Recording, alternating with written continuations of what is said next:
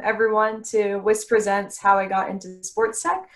Really excited today to be discussing esports with Paige Funk and Stephanie Russo. So we'll get right into it. For those of you who don't know what WIS is, we're a nonprofit organization and we drive growth opportunities for women in the field.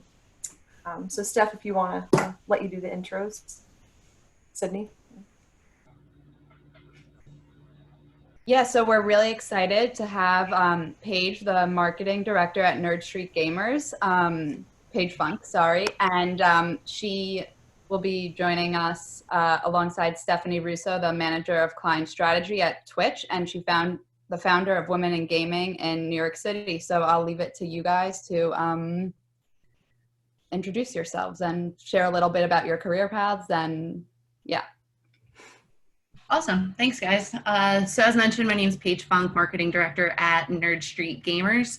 My path to esports is a little bit non-traditional. I was an athlete growing up, a rower. I went out to San Diego State and joined the rowing team for college.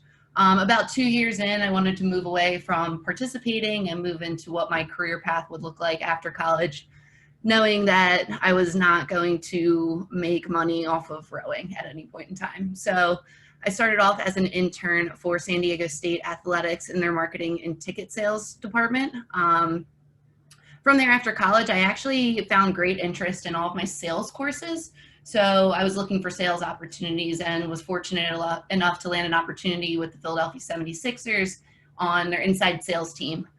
Very tough job. The Sixers, I think the previous season had won about 10 games, and you're cold calling people all day, trying to get them to buy 76ers tickets. Incredible experience just in terms of work ethic and learning how to communicate with people. And the role there actually led into my next role, which was with a subsidiary of MLB Advanced Media. So within about my first 3 months with the 76ers, one of my cold calls was with my future boss. I got in touch with him, started going through the script and the discovery questions, learned that he also worked in sports. Knowing it was a small world, I pivoted the conversation from trying to sell to him to building a relationship. So throughout my journey with the 76ers, I constantly networked with him as well as his network at Major League Baseball, learned about the different opportunities within sports. And when I was ready to move on from sales and pursue marketing, I reached out to him and they created a marketing coordinator position for me at MLB Advanced Media in their ticketing technology department. I was there for about 4 years, got promoted from a coordinator to a management role. And esports I had been following. I wouldn't say I'm a gamer by design. I enjoyed it when I was younger, would play Tony Hawk and Dance Dance Revolution. Very embarrassing, but before social media, so no videos exist of that. And so while I was researching esports, someone else in my network, Rob Johnson, was the chief marketing officer for Nerd Street Gamers, and him and I connected to talk about, I was thinking about getting my MBA and looking at different opportunities, and he introduced me to Nerd Street Gamers and, you know, the vast world of esports. Like I said, I had the background knowledge, but hadn't done any dedicated research towards it. So over a course of about 5 months, I looked into the organization, looked into esports as a whole, the movement of the industry, how fast it was growing, and got on board with Nerd Street July of last year. So I've been there for a little less than a year.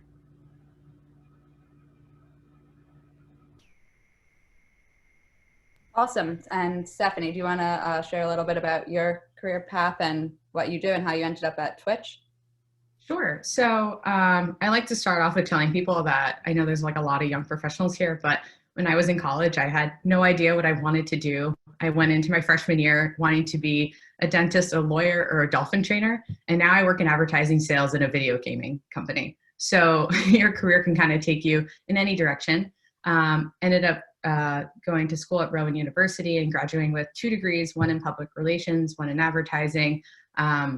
You know, being really involved with my campus allowed me to go to a bunch of different events. And one of those was an advertising conference in New York City, specifically for college students. There, I actually was trying to get into one panel, but it was completely full. And I ended up in a panel about media planning and buying, which is when essentially it's when brands they pick an advertising agency, and that agency just goes out and they buy advertising space for the creative to live. There I met a woman that worked on the Church and Dwight account, overseeing Trojan brands, and her and I clicked and really connected. After I graduated, she had offered me a role on the team. So I worked in media planning and buying for Arm & Hammer and OxyClean.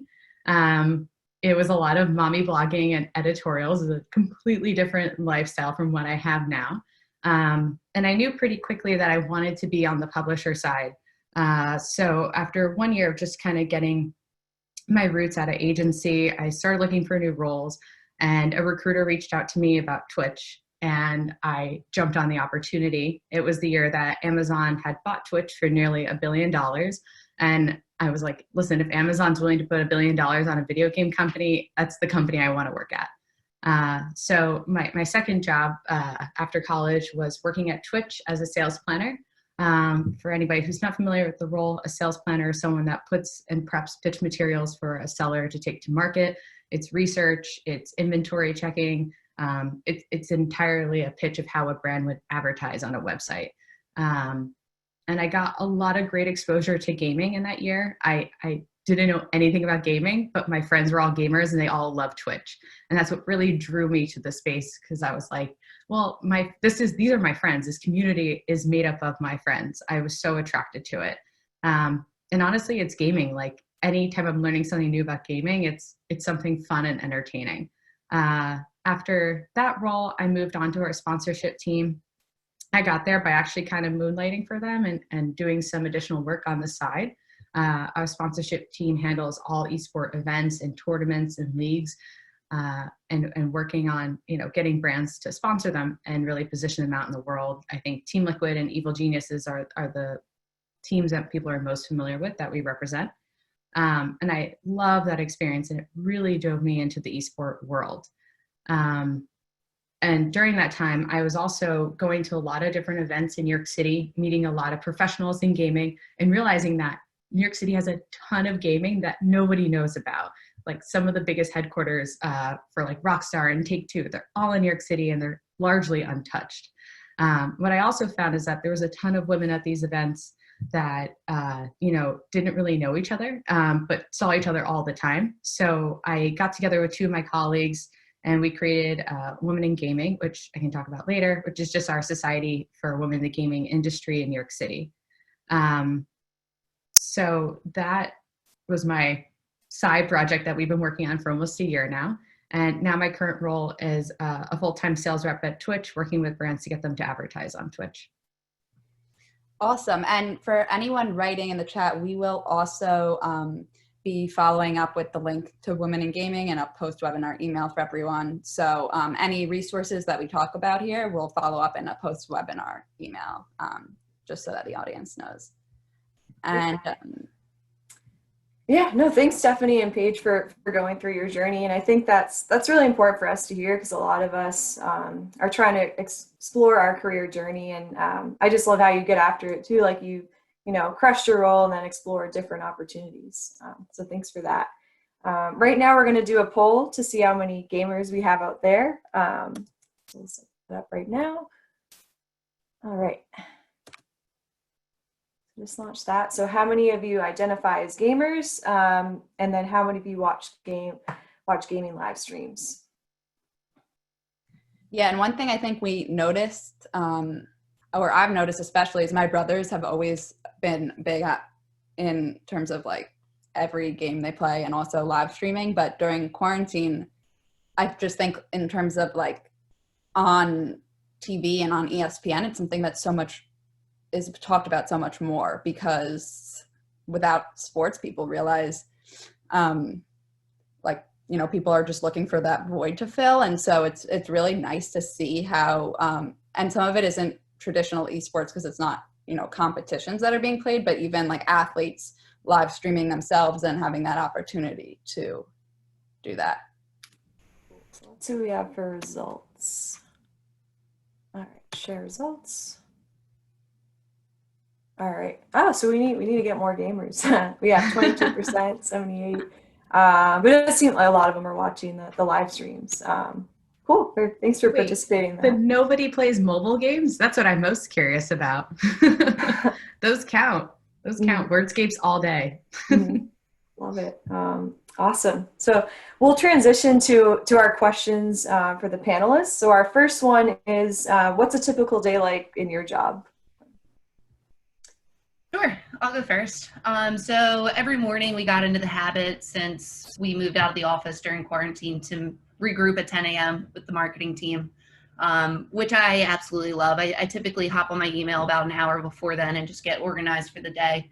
But at 10 a.m., our team regroups. We talk about the tournaments that happened the night before, anything else we've seen across the industry, what we have planned for the day and the week, and sometimes just nonsense like weekend plans and catching up, because like I said, we don't have that touch point of being face to face anymore, which is what we were used to. So that call takes about a half hour, and I'd say after that all hell breaks loose and it's chaotic startup life. So we're a small team, so it's jumping between multiple projects, calls with publishers, calls with pro esports teams that we've partnered with, coming up with deliverables after those calls, whether it's design assets or a marketing plan for a specific event.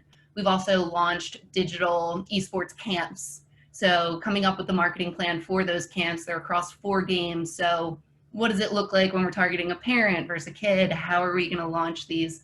All that good stuff. Our team covers copywriting. And what we've been diving into lately is the strategies of how we're going to reopen our esports facilities. And on top of that, we're planning on opening a few brand new facilities within the next few months. So going into the rollout plans for those and hitting new locations that we haven't explored in the past. So a lot of chaoticness, definitely a lot of calls and a lot of video calls since quarantine.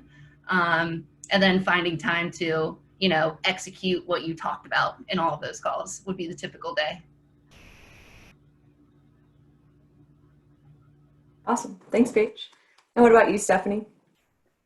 So I think it might be helpful if I just explain what Twitch is super quick, because it's sometimes it's super unfamiliar to people, but Twitch in its simplest form is a live streaming site for people playing video games. When you go to Twitch, you're not just watching a live experience, but you're also interacting with a whole community of people that tune in nearly every day to watch this content. So a Twitch stream typically has like a gameplay in the background, streamer in the front, kind of like how I'm towards the front of the camera now. And then situated to the right is a chat feed. So people in chat are talking to each other, and they're also talking to the streamer and completely changing the content. So, and Twitch also houses about 85% of esport competition. So part of it is casual gaming, and the other part of it is competitive esports and tournament viewing. Knowing that, you can imagine the advertising side. Video is a huge part of our advertising offering. So a lot of my job is working with brands and talking to them, whether they're endemic to Twitch, meaning that they're a game company, or non-endemic, meaning that they're a CPG brand or a QSR and are not involved in esports or gaming, and just educating both on how their brands can look on Twitch.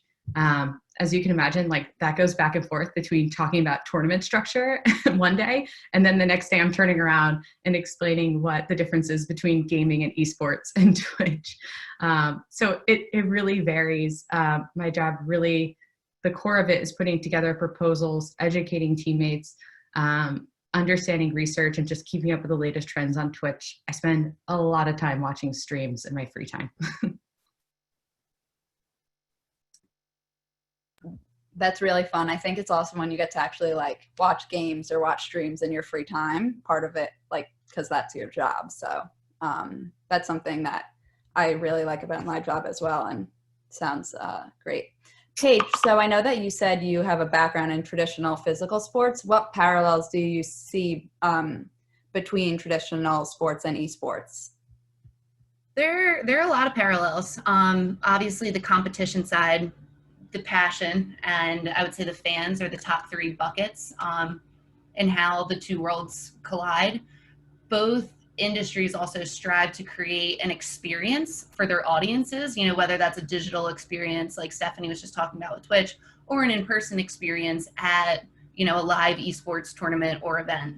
Another parallel between the two is the hours are crazy. If you work in traditional sports or in esports, from a career standpoint, you are probably not going to be working the 9 to 5. You're going to be working weekends. You're going to be working late nights because that's typically when all the action happens. I think the biggest differentiator between the two, and the biggest opportunity for esports compared to traditional sports, is that with traditional sports, sometimes it seems like the rule books are already somewhat made. And that's not saying that traditional sports can't be innovative, because they certainly are, and they certainly do incredible new things throughout every season, every year. But with esports, the people that are in the industry right now are truly shaping what this thing looks like for the next 5 years, 10 years, 20 years. There is obviously a foundation, because you've seen esports grow like crazy, you know, in the past few years. But in terms of the framework, and how the leagues are working out and how it's being passed on to younger gamers, you know, 10-year-olds who are trying to find competitive opportunities, we're shaping what all of that looks like. Where with traditional sports, specifically baseball, you know, you're going into a school and you have t-ball, you have little league, you have a high school team, you have a college team, you have adult leagues. Esports is still finding its way in all that. And with Nerd Street Gamers laying down, one of our main goals is to lay down this infrastructure, to provide more opportunities to game, because there's a lot of obstacles with access to it, whether it's really expensive gaming equipment, the PCs, the consoles, and just finding competitive opportunities. So all of that is still being sculpted. And like I said, I think that's the biggest opportunity for esports, and one of the most exciting things about being a part of it. I love how you're able to, you know, continue that competitive spirit, and that's a really important too, like for career development, like to find something you're really passionate about and keep that competitive fire. Great. And then Stephanie, you mentioned that you're the founder of Women in Gaming NYC. So what was your goal in launching that community, and how can the WISC community support you? Sure. So I did co-found it with two of my colleagues. And when we came together and brainstormed like what the purpose of this was, it really relied on like not just networking and getting to know each other, but having a positive place for us to like share information, get outside of our bubble. Anybody here can relate to that. If you're in sports or technology or gaming, it's you get stuck in your bubble and you get so engrossed with your company, you don't know what else is happening out there. So that really was our goal, is to break that bubble and to share information, and always have a positive attitude towards it. You know, how can the WISC community support us? I mean, if you guys ever want to come to one of our meetings, we're going to have one July 9th, I believe, is our next date. It's going to be a virtual type of hangout. You guys are welcome to come. I'll send the invite around if that helps. We'll love to get people involved and just, you know, either be a fly in the wall or like fully participate. Yeah, and we'll definitely send that around to anyone who signed up today after the call. That would be awesome. So I know that with COVID, everything has changed. How are Twitch and Nerd Street Gamers responding to everything, and how have you pivoted your go-to-market strategies? You know, I can say on the Twitch side that we view gaming and streaming as mainstream. It's not as like niche as everybody thinks. And it's just as powerful as ever. I wouldn't say that we've really pivoted our go-to-market strategy. If anything, we're like doubling down, and we're continuing to do what our audience loves and engages in best. On the Nerd Street Gamer side, although we are esports and obviously there's a lot of online play involved, our business model had focused on in-person tournaments. We have local host facilities across the country, and we would host, you know, tournaments in them on, you know, a daily basis for the most part. So our pivot has been to move to a fully digital company within, you know, a week and a half after the lockdown and the you know, the stay-at-home orders and all of that good stuff. So we pivoted to making all of our tournaments online. With that comes with a lot of third parties such as Faceit or Mayhem to track scores and to pick up on cheating, which happens sometimes in tournaments, and utilizing platforms like Discord for our engagement of the competitors that are in the tournaments, as well as just our audience in general. So that's been very different for us. And huge shout out. Our events team pivoted so quickly, picked up on all these different platforms very quickly so that we were able to still provide the opportunity for people to compete. I'd say in terms of silver linings of what's come out of all of this is that, like I said, with opening the new facilities, we've actually really been able to dive into what the customer experience is going to be, because there's no rush of an opening date as of right now. There's no rush on other elements that you would work very quickly on. We were able to take a step back and really dive more into it on the branding side, and like I said, on the experience side. So that's been really interesting and rewarding. And now we're just ready to, hopefully within the next few months, depending on the location and depending on what happens, because nobody truly knows, but we're excited to get back up and running. Awesome, thanks so much. And I think something a lot of people don't fully grasp about esports is that Twitch, when you're streaming on Twitch, you can do that from your bedroom or wherever you are at home. But with a lot of esports, the reason why it's hard sometimes to move online is because of latency with the speed of Wi-Fi. So if one player on one team is his Wi-Fi is a little bit faster, or he kind of can react quicker, those are the challenges. And it's been really interesting to see everyone kind of be able to pivot and work on new exciting projects. Yeah, I agree. And I think the best analogy somebody gave me once was that with traditional sports, if somebody has, a really cool pair of cleats and then somebody has a different pair of cleats, it doesn't necessarily make you run faster or make you a better player. With esports, as you just mentioned, Sydney, it does sometimes come down to equipment and access to equipment and how close you are to a server. So it plays a huge role in terms of competitive integrity. Yeah, definitely. So we're gonna pivot to a speed round now and hear about some of your guys' favorite things and get to know you. So we'll try and we keep trying to keep the speed rounds as actual speed rounds. It's always difficult, but what are your guys' favorite podcasts right now? So I'm a podcast junkie, but right now I've been really indulging in my guilty pleasure, which is called Awesome Etiquette.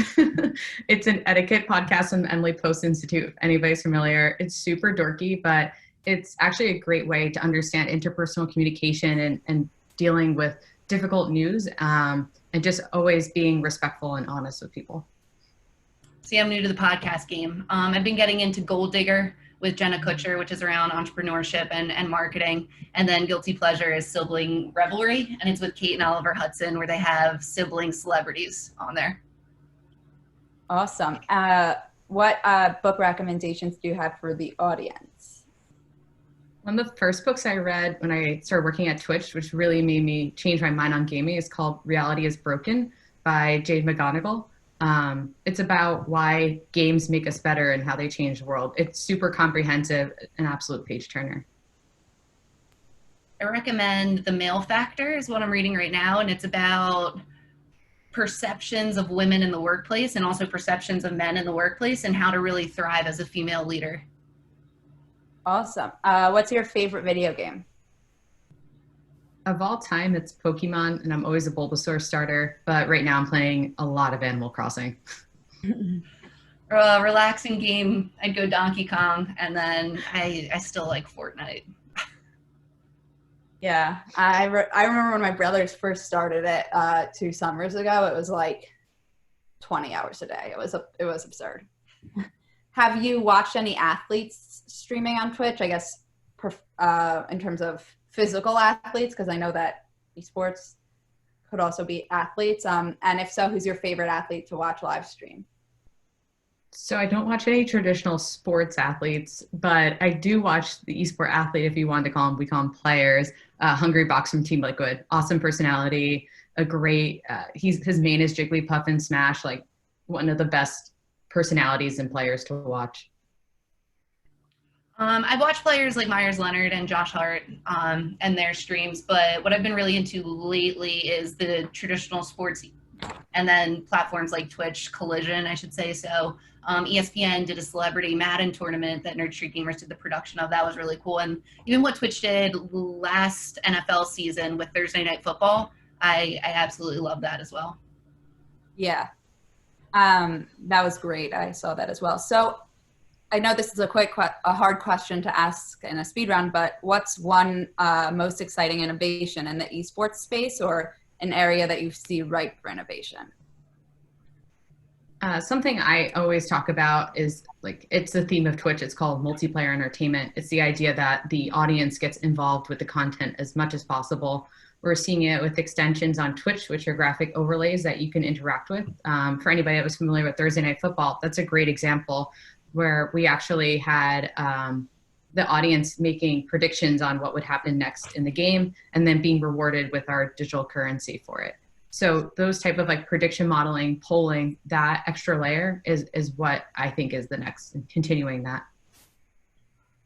Similar on the experience side, I think what Epic Games did with the Fortnite concerts, most recently they did Travis Scott, and you see especially a lot of traditional sports organizations looking at virtual reality and virtual reality concerts. And in my opinion, Epic kind of jumped over that in terms of having a concert within their game. I was on with all of my friends, you know, with the comms, talking about it as the concert was going on. It was incredibly done, and I'm very curious to see how it evolves in the future. Awesome.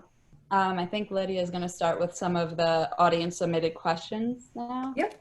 Yeah, we got that. So right now, what advice do you have for professionals that are interested in getting involved with working in esports or gaming, but aren't natural gamers?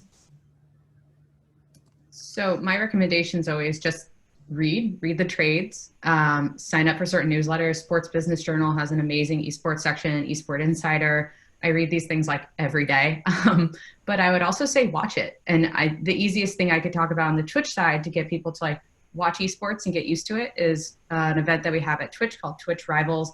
It's our initiative to do weekly esports style tournaments with the biggest personalities on Twitch. We akin it to the NBA All-Stars, but on a weekly basis. So imagine seeing your favorite streamers or athletes across Twitch getting together and having a friendlies each week. And it changes, which I think is really great if you're getting into esports, to be able to see them all at once. So it's anywhere from like League of Legends to Fortnite, and we'll even do kind of like fun one-off competitions like Uno. Rivals is a great place to start, and it's going to give you a really nice guide on esports, what the look and feel is. I would completely echo what Stephanie said. Really immerse yourself in it.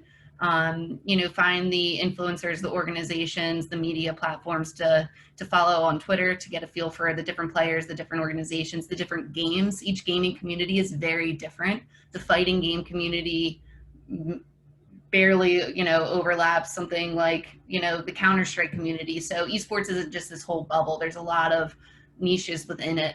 So I would definitely just immerse yourself within it, find the opportunities that are available, and network. I mean, I've never found a role or even an internship without doing my due diligence before, in terms of shaking hands with people. In today's world, not possible. Find them on LinkedIn, shoot them a message, set up a coffee Zoom call to get to know them, because networking is what truly will help you get your foot in the door when there's a lot of competition in terms of resumes.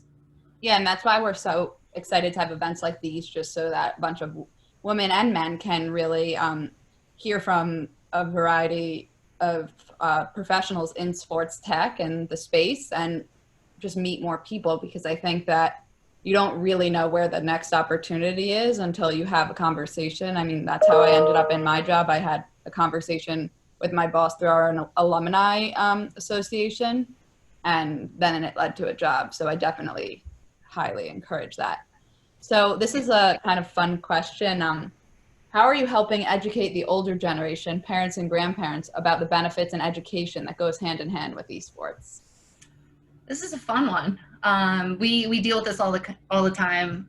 On one end, just working more on the amateur side. So some of our tournaments will have younger kids in it, and the parents have a ton of questions. And then especially right now is on the camp side. So one is just an educational piece, is showing that video games and esports, similar to traditional sports, teach the same life concepts. They teach communication, they teach leadership, they teach strategy, they teach how to handle yourself when trying to overcome obstacles. It's all the same learnings that you get from traditional sports. And typically parents don't realize that because all they see is, you know, a kid locked in a room playing games for hours. So that's one of the focus. Another one is really simplifying the language. When you're within the industry, and Stephanie, I don't know if you agree with me, but there's a lot of acronyms. There's a lot of jargon that's really difficult to understand if you're not living it and breathing it every single day. So on some of our marketing campaigns, I won't even mention esports. I'll call it video games or even competitive video games, because sometimes esports has that weird barrier where a parent, if their kid's playing in tournaments all the time, they'll say, no, my kid doesn't do esports, they do video games. So really simplifying the language, and also just providing visualizations for what it is. So like I said, with our camps, they're done through Discord. Having the marketing materials to show them what it looks like. You know, you can have your camera on, but you don't have to. This is how the coach can view the game, and this is how he's coaching you throughout it. These are the types of lessons we're learning. If you want to hop into a camp and listen in, you're free to. We walk them through how to download Discord, what to turn on their computer, and really just laying it all out. I think is best. It's still very much educational to parents as well as to a lot of people in general who haven't been listening in and seeing what the esports industry has been doing. Yeah, I mean, to add to Paige, and she did a good job like explaining how it's not some like niche, you know, basement dweller anymore. Like gamers are actually cool. Esports is mainstream. And I actually think it's not just older generations. I know plenty of people in my age group or younger that aren't familiar with it. And Paige explained it perfectly. It's just like, you know, taking their hand, taking the time to educate them and explain it. I think one of my favorite, and I'm learning all the time. I've been at Twitch for 5 years, and this has been like my whole career, and I'm learning something new every day. It's not unlike any other entertainment industry, right? If you work in music, you don't know everything about music. That's impossible. But I think what's exciting about gamers specifically is that they love to share information. They're really enthusiastic about the games they play or that they compete in, and they're willing to share it because like it's what they're passionate about. And I don't see that with many other players where they're willing to take the time to like explain a game to you, how it works and why it's impactful. Yeah, to add to that, we, for Mother's Day actually this year, which was super fun to do, we put out on Twitter that we were looking for moms of esports players to showcase on Mother's Day. And the response we got was absolutely phenomenal. And the moms actually walked through with us their hesitations when, because some of them were professional esports players, their hesitations when the kids were getting signed at 16 to go play video games and make all this money, and how they really had to learn about it and, you know, trust their kids. And also they were forced to become more involved because at a young age it became a career. And it was just really cool to see how although sometimes finding something new with your kid might be scary and might be uncharted territory, just taking the time to learn about it, I think is the biggest step forward. Yeah, we're so lucky to have people like you educating us, because it's really, you know, an exciting topic, and I'm already learning so much in this 30 minutes. Great. So, and for Stephanie, we have a question for you. So at Twitch, have there been any new ways pro teams and players are interacting with fans? Sure. I think, you know, we've been used to, and Paige can probably answer this too, but we're really used to social interaction online between players and fans. If anything, we're seeing an increase, people just doubling up their strategy again, right? And just like creating more influencer streams where they're able to connect with their favorite personalities, posting more on social, creating more contests, creating more, you know, types of content and tournaments. I'm seeing it across the board. I don't think it has anything to do with just Twitch. And I think that's been amazing that our industry is able to do that. Definitely, yeah. So our next question is an audience submitted question.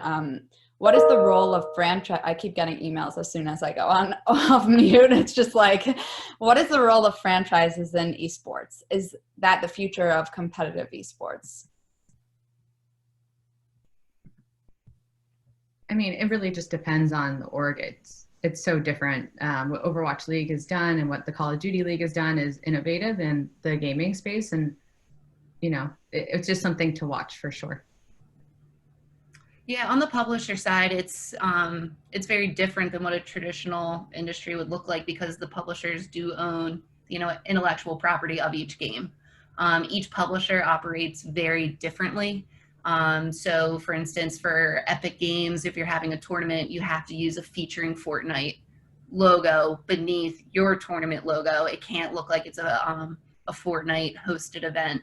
Um, Even publishers like Riot and others, they all have their different rule books. Some of them are community rule books, which you have to hit the certain criteria to be considered a community event.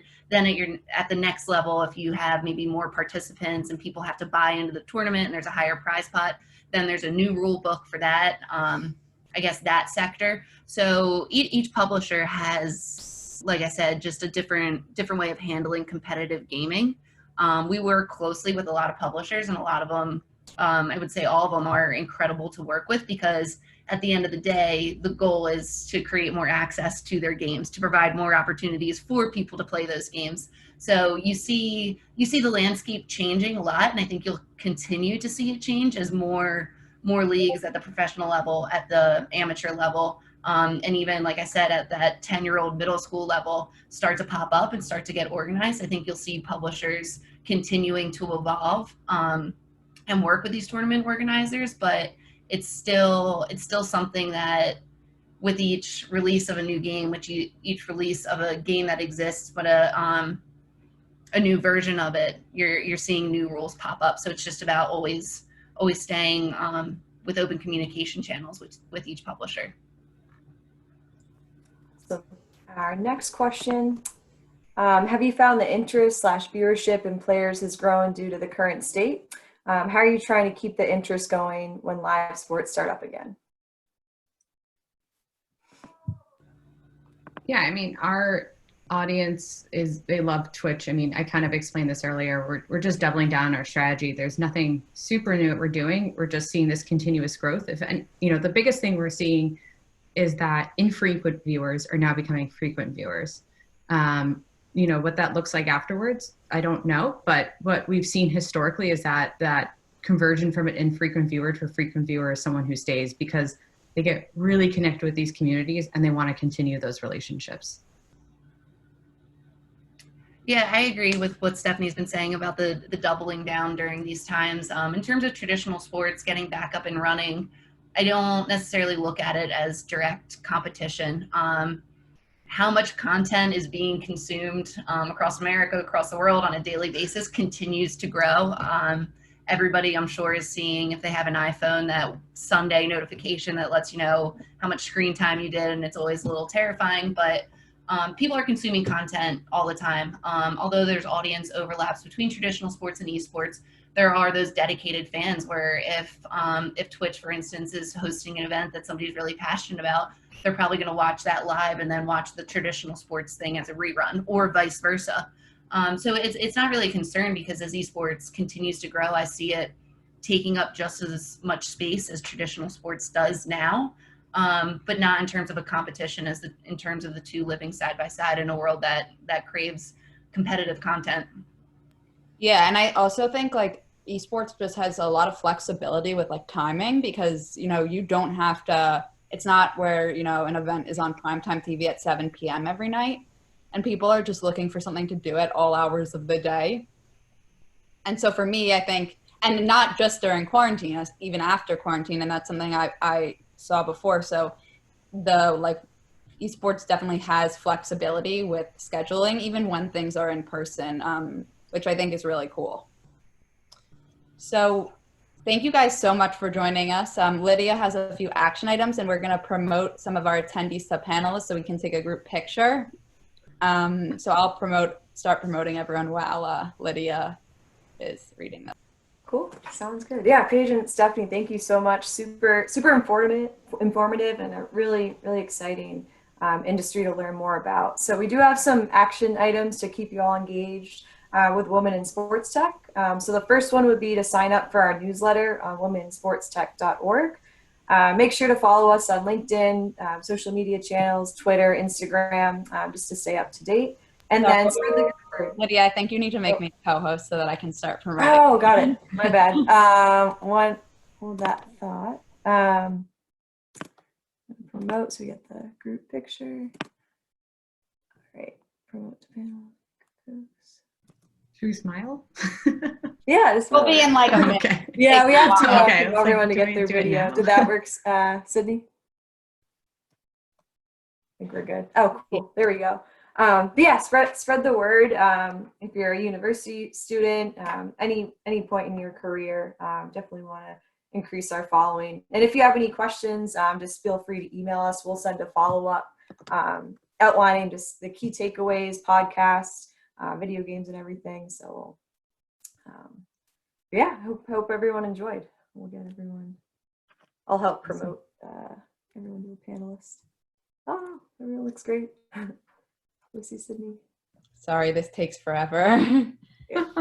But we really, all your advice today, I'm not sure if you had any other final thoughts while we're promoting, but it was really helpful. And I think a lot of people left with way more knowledge of the esports space.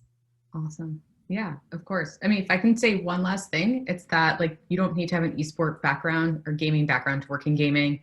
There's plenty of my coworkers that came into Twitch and they didn't know anything about gaming. And it's just like a fun place to explore. What it really comes down to is like, what's your business skill set and can you transfer that into the gaming space? Like I have an advertising background, Paige has an amazing like ticketing and marketing background, and we transfer that into gaming. Yeah, I agree with Stephanie. Any career role you take on, you should always learn about, the audience you're serving, about the industry that you're contributing to, and esports is no different. Although the learning curve seems a little bit more intense because there's so much out there, and with esports, like I said, there's so many games and so many different communities. Bottom line of it is just being passionate about it and being passionate about the audience. Just like if you work in a generic tech company, if you work in retail, anything else, you want to learn about the customers and learn about the industry, and esports is no different. Awesome.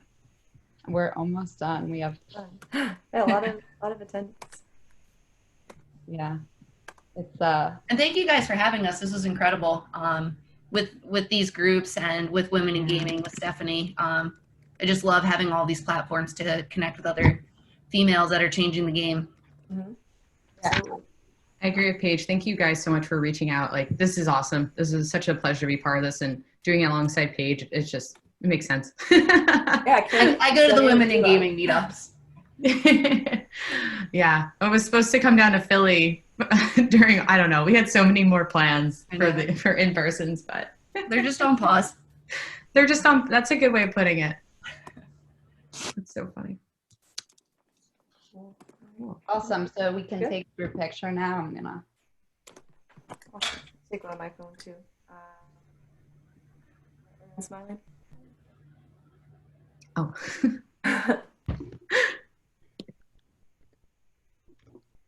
Great. I think we're good.